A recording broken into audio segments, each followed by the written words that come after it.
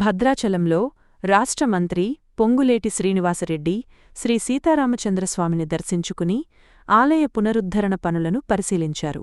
అనంతరం జిల్లా అధికారులతో కలిసి అభివృద్ధి పనుల పురోగతిపై సమీక్ష నిర్వహించారు.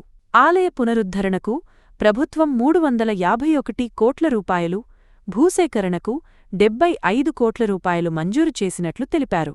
వచ్చే గోదావరి పుష్కరాలకు 15 రోజుల ముందే అన్ని పనులు పూర్తి చేయాలని ప్రత్యేక అధికారిని నియమించి ప్రతి 10 రోజులకు ఒకసారి సమీక్ష నిర్వహించాలని అధికారులను ఆదేశించారు.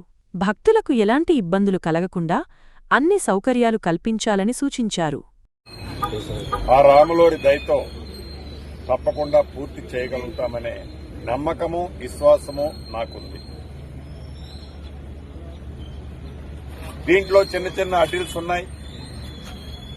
అదే రకంగా గోదావరి పుష్కరాలకు సంబంధించి కొత్తగా ఘాట్లు ఏర్పాటు చేసే విషయంలో కానీ, ఈ ప్రధానమైన టెంపుల్ నుంచి గోదావరికి యాక్సెస్ కోసం కొన్ని విశాలమైన రోడ్లు ఏర్పాటు చేయాలని స్థానిక భక్తుల కోరిక మేరకు దాన్ని కూడా పరిశీలించాలని ఈరోజు ఈ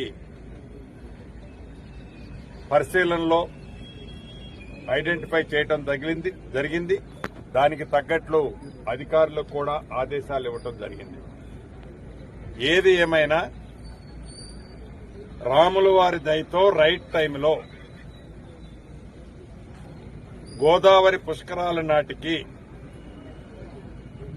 ఈ రాష్ట్ర ప్రభుత్వం గతంలో పాలకుల మాటలలాగా కాకుండా ఈ కార్యక్రమాన్ని ఒక దృఢ సంకల్పంతో పూర్తి చేసే దిశలో ఈనాడు మా యంత్రాంగం పనిచేస్తుంది, పూర్తవుతుందనే విశ్వాసం నాకు.